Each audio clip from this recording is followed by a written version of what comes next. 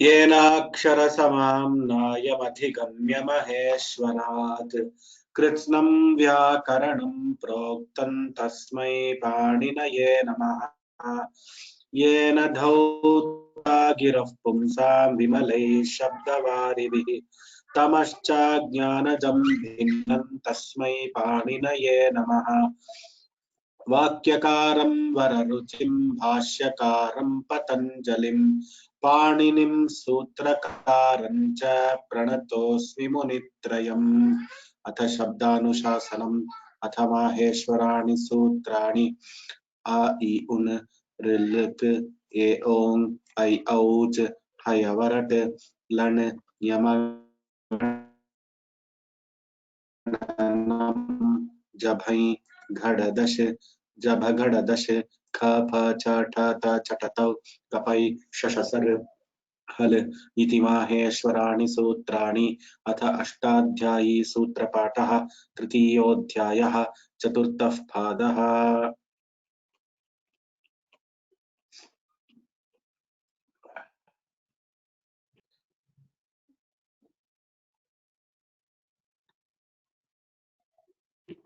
सिद्धास्ति वा? लिटस्थजयोरेशिरेच लिटस्तछयोरेशिरेच लिटस्तछयोरेशिरेच परस्मैपदानां नलतु सस्थलतु सणल्वमाः परस्मैपदानां नलतु सुस्थलतु सणल्वमाः परस्मैपदानां नलतु सुस्थलतु सणल्वमाः विदोलटो वा विदोलटो वा विदोलटो वा ब्रुवः पञ्चानामादित आहो ब्रुवः ब्रुवः पञ्चानामादित आहो ब्रुवः ब्रुवः पञ्चानामादित आहो ब्रुवः लोटो लङ्वत् लोटो लङ्वत् लोटो लङ्वत् येरुः एरुः एरुः सेर्ह्यपिच्च सेर्ह्यपिच्च सेर्ह्यपिच्च वाच्छन्दसि वाच्छन्दसि वाच्छन्दसि मेर्निः मेर्निः मेर्निः आमेतः आमेतः आमेतः सवाभ्यां वामौ सवाभ्यां वामौ सवाभ्यां वामौ आडुत्तमस्य पिच्च आडुत्तमस्य पिच्च आडुत्तमस्य पिच्च येत ऐ एत ऐ एत ऐ लेटो डाटौ लेटो डाटौ लेटो डाटौ आत ऐ आत ऐ आत ऐ वैतोऽन्यत्र वैतोऽन्यत्र वैतोऽन्यत्र इतश्च लोपः परस्मैपदेषु इतश्च लोपः परस्मैपदेषु इतश्च लोपः परस्मैपदेषु स उत्तमस्य स उत्तमस्य नित्यं नितः नित्यं नितः नित्यं इतः इतश्च इतश्च इतश्च तस्थस्थमिपान्तान्तन्तामः तस्थस्थमिपां तान्तन्तामः तस्थस्थमिपान्तान्तन्तामः लिङ्गसीयुट् लिङ्गसीयुट् लिङ्गसीयुट् यासुट् परस्मैपदेषु दात्तो ङिच्च यासुट् परस्मैपदेषु दात्तो ङिच्च यासुट् परस्मैपदेषु दात्तो ङिच्च किदाशिषि किदाशिषि किदाशिषि झस्यरन् झस्यरन् झस्यरन् इटोत् इटोत् इटोत् सुट् थिथोः सुट्तिथोः सुट्तिथोः झेर्जुस् झेर्जुस् झेर्जुस् सिजभ्यस्तविदिभ्यश्च सिजभ्यस्तविदिभ्यश्च सिजभ्यस्तविदिभ्यश्च आतः आतः आतः लङशाकटायनस्यैव लङशाकटानस्यैव लङशाकटायनस्यैव लङशाकटायनस्यैव द्विषश्च द्विषश्च द्विषश्च तिंशित् सार्वधातुकम् तिंशित् सार्वधातुकम् तिंशित् सार्वधातुकम् आर्धधातुकम् आर्धधातुकम् शेषः आर्धधातुकं शेषः आर्धधातुकं शेषः लिट् च लिट् च लिट् च लिङाशिषि लिङाशिषि लिङाशिषि छन्दस्युभयथा छन्दस्युभयथा छन्दस्युभयथा धातुसम्बन्धे समानाधिकरणे स्वाङ्गे लिटस्तस्थस्थमिपां सप्तदश धातुसम्बन्धे समानाधिकरणे स्वाङ्गे लिटस्तस्थस्थमिपां सप्तदश धातुसम्बन्धे समानाधिकरणे स्वाङ्गे लिटस्तस्थस्थमिपां सप्तदश इति पाणिनीयसूत्रपाठे तृतीयाध्याये चतुर्थः पादः इति पाणिनीयसूत्रपाठे तृतीयाध्याये चतुर्थः पादः इति पाणिनीयसूत्रपाठे तृतीयाध्याये चतुर्थः पादः धन्यवादः भगिनी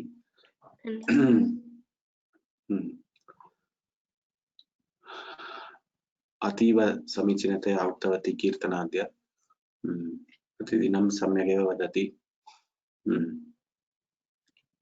अद्य विशेषदिनम् अद्य यतोहि अस्मिन् दिने अस्माभिः भगवत्कृपया तत्र त्रयः अध्यायाः समाप्ताः यथा संकल्पितं त्रयः अध्यायाः समाप्ताः केवलं गुरुकृपया भगवत्कृपया च अतीव आनन्दम् अनुभवामि एवमेव चतुर्थ अध्यायमपि करणीयं परन्तु यथा सर्वैः तत्र प्रार्थितम् अग्रिम सप्ताहे आरम्भ तृतीयाध्यायस्य पुनरावर्तनं किञ्चित् करोमि तृतीयाध्याय requires lot of revision because it is because there are more than one all put together there are about lot of sutras, say 100 plus sutras in every pada. So we have to revise Tritiya Adhyaya thoroughly. That will be the first part, which is first 10 minutes. Then next we will go for the mock tests and other things. People who are ready for mock tests, etc. We will go for the mock test. So that will be the plan for the next week. I won't be starting Chaturtha Pada from Chaturtha Adhyaya from next week. So we will complete the test and we will go for the Chaturtha Pada after we complete the test. The test will be probably in the week of 23rd. But we will see if mock test and practices complete by 1 week, we can start Chaturtha Pada on 17th itself. Let me check with the external faculty. I'm checking with them. Some of them are not able to come on certain days. We will see how we have to plan this. If I can, I will plan from 17th. The ideal first plan was 17th to 22nd, we will do the test. So I'm trying for that dates only. If let me see if that is possible. We will try to make it possible because next week we will have mock tests. 17th to 22nd, we can plan for the main test. And 24th onwards, we can start Chaturtha Adhyaya. This is with respect to Ashtadhyayi. Regarding Amarakosha, once Ashtadhyayi gets over, based on that we will decide. Now there are about 90 people who have registered for Ashtadhyayi, 90 close to 90 people, out of which 45 people are memorizers and about 45 or 48 are memorizers. That means those who want to memorize, and the next set of people are the people who want to do Parayana. So first 3 days of the test will be for memorizers, and last 3 days there will be, totally it will be for 6 days, and last 3 days will be for the Parayana people. That is what it will be, 6 days. And because we cannot, even if we give 10 minutes to 8 minutes we require 6 days to complete the test. So 22nd, but if there are some dropouts and we complete it on 21st, then we will see how this and so. So for the test, after I get a clearance from the external faculty, I will send you the slots. Maybe by Monday I will send you the slots. There will be a mail. Maybe in Monday class I will announce and I will send it on Tuesday, wherein you will know, you will have to book your slot and say it will be in the afternoon sometime. We will see how we can manage the slots for certain people outside India. We will see how we can manage the slots. Anyway, class, many people outside India are also attending the class. If they express their willingness regarding the timings, inability to attend in the time, then we can request for a different time. We will see that how this one. I will further announcements. You wait for the announcements on Monday or Tuesday, wherein I will be finalizing all these aspects. Maybe by Tuesday I will be able to announce everything after I discuss with the faculty.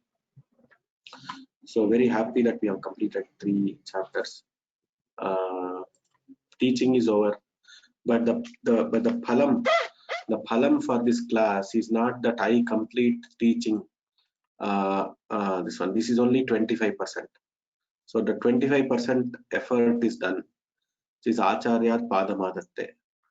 So balance 75% is to be done by you all. So the first is you have done the Shravanam from me and little bit of Mananam, but Mananam and Abhyasa has to be done, and then the by hearting or Parayanam, etc. It should be in the Ashtadhyayi should be a daily affair for everybody. Ashtadhyayi Amarakosha should be a daily affair for everybody. This is what we pray God, and we have to revive this parampara of memorizing Ashtadhyayi in all our homes. So the set of people who are attending this class, they will be probably the path-breaking set of people who will be learning this and who will create a path. Like I have learned Ashtadhyayi, I have learned Amarakosha, and these set of people are going to create new set of people who are going to study under you.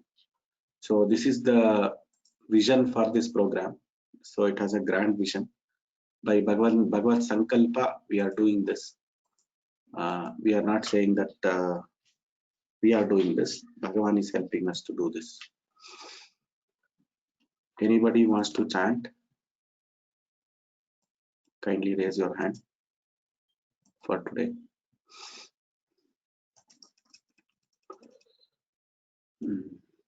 I think yesterday we had promised Pancharadam sir that he will do the test.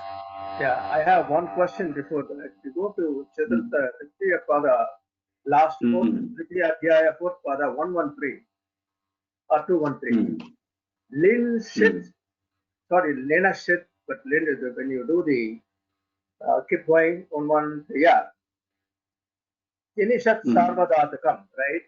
Whereas when you say Tin Ashit Sarvadatakam, when you're reciting it, said shit Sarvadatakam, I thought there was a mistake from Tinishat Sarvadatakam, Tin shit Sarvadatakam.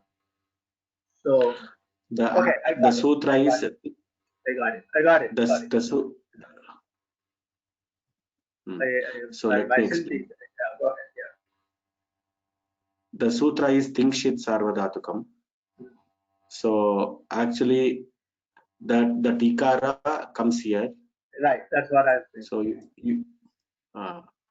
that's a typo. Sutra is. It is not a typo error, but when you in the font, because na is half, sha will not come below na. Oh. So it will take by the side. This na is half. Then where it has to take this ikara, the arrow or this line and this curvature, it has to take before that. That's all. You can't do like a font. You cannot do like a ganga. You put the ing at the top, ga at the bottom, right? No. You can't do that here. For na, you can't do that here. It doesn't take. This font does not take that. Okay. Dhanyavada. I want to mark this Prathama Adhyaya Prathama Pada. Okay. Okay, and we go to the first pada. Pratyayasya lukshlu lupaha. From there. What number is this one? 61. 61.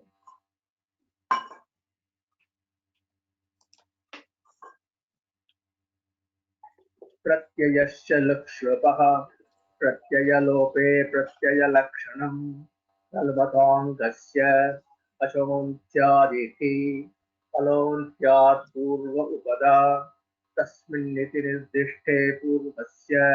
Tasmadituttarasya. Swamrupam saptasya saptasanya. Anudit savarnasya cha pratyayah. Taparastatkalasya. आदिरन्त्येन सहेत येन विदिस्ततन्तस्य वृद्धिर्यस्याचामादिस्तत्प्रथम् यदाधीनि च येन प्राचां देशे गाम् इति प्रथमाध्याये प्रथमपादः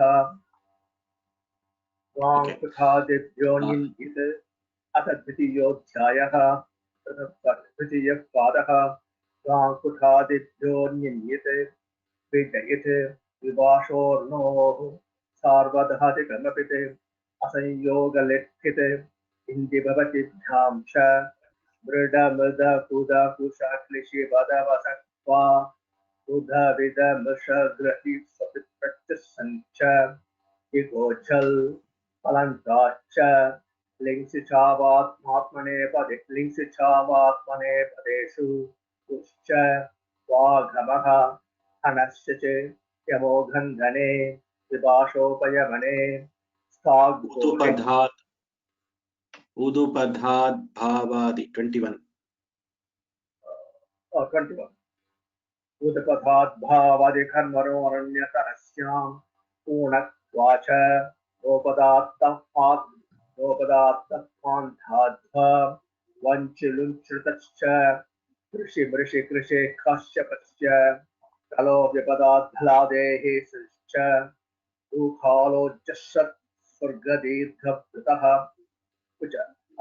Achascha Uchchairudhattaha Nechairudhattaha Samaharasvaridaha Tasyadidavadattamartakasvam Ekashruti Dhurat Sambuddhau यज्ञकर्मण्य च कन्युषु समासु उच्चैस्तरां वा वशात्कारः विभाषा लुपि युक्त 51 लुपि युक्तवद् व्यक्ति वचने लुपियुक्तपद्यक्तिवचने विशेषणानां साधातेः तदशिष्यं संज्ञा प्रमाणत्वात् लुब्धोगप्रत्याहात् योगप्रमाणे च तदभावे दर्शनं स्यात् प्रधानप्रत्ययार्थवचनवत्तस्यान्यप्रमाणत्वात् कालोपसर्जने तु तुल्यं जात्याख्यायामेकस्मिन् बहुवचनमन्यतरस्याम् भ्रातृपुत्रौ भ्रातृपुत्रो number right भ्रातृपुत्रो स्वस्त्रदुहितृभ्यां नपुंसकमनपुंसक एकवचस्यान्यतरस्यां पिता मात्रा ससुरश्रवा यदादीनि सर्वैर्नित्यं ग्राम्यपशुसङ्घेषु अतरुणेषु स्त्री भुवादयो धातवः अथ तृतीयोऽध्यायः तृतीयपादः भुवादयो धातवः उपदेशो ज्ञानातिकसित फलञ्चं न विभक्तो स्वाहा आदिर्निलुटकः यः शप्रत्ययस्य चुतु लशक्तद्धिते तस्य लोपः यथा साङ्ख्यम् अनुदेशसमानां स्वरितेनाधिकारः अनुध्वात्तन्नित आत्मनेपदं गन्धनाव 32 गन्धनावक्षेपण गन्धनावक्षेपण सेवन सहासिक्य प्रतियत्न प्रकटनोपयोगेषु क्रियः अदे प्रसन्ने वे शब्दकर्मणः अकर्मकाच्च सम्माननोत्सञ्ज्ञानचार्यकरणज्ञान प्रतिविघ्नाप्ययेषु न्यः तत्रस्ते च शरीरे कर्मणि प्रत्यर्गतायनेषु क्रमः उपापराभ्यां 64 प्रोपाभ्यां युजेरयज्ञपात्रेषु प्रोपाभ्यां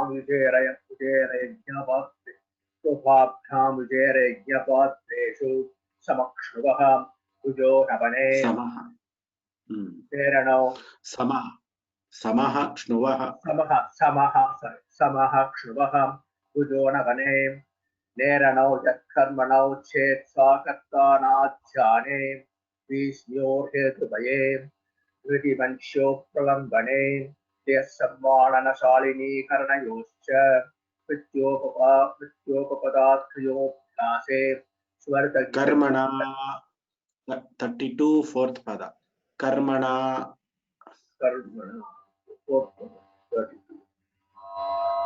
कर्मणा यापि प्रैतिसंप्रधानं पृच्छ्यर्थानां प्रीयमाणः श्लाघ्यसंख्यानां नित्यमानः I have to practice this द्वारेरुत्तमनः स्पृहेरिचितः सुदृहश्येर्तासूर्यार्थानां यं प्रतिकोपः is also had to practice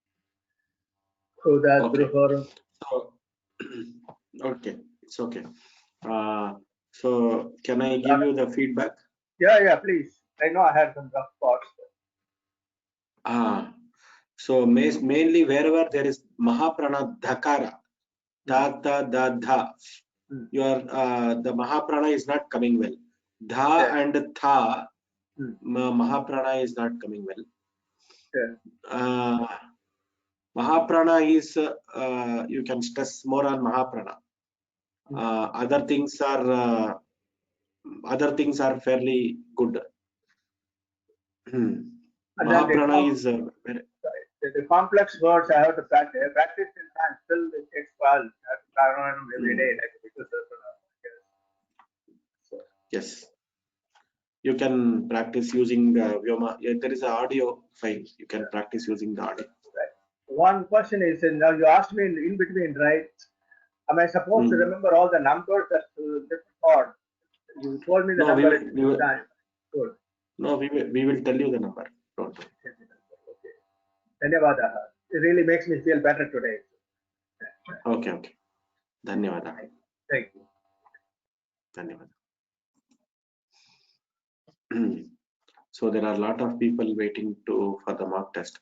So next week we will do full mock test only then, because that way we would have given time for everybody. For the do Prathamadhyaya and Dvitiyadhyaya mock test next week fully. So maybe we can in 25 minutes we can do, say 5 to 6 people we can do. We will try our best. 6 people if we do in 25 minutes. Still we will be left with 6 5s or 30 people. So about 30 people can take mock test next week. We will try that. धन्यवादाः. येनाक्षरसमाम्नायमधिगम्य महेश्वरात् कृत्स्नं व्याकरणं प्रोक्तं तस्मै पाणिनये नमः. येन धौता गिरः पुंसां विमलैः शब्दवारिभिः तमश्चाज्ञानजं भिन्नं तस्मै पाणिनये नमः.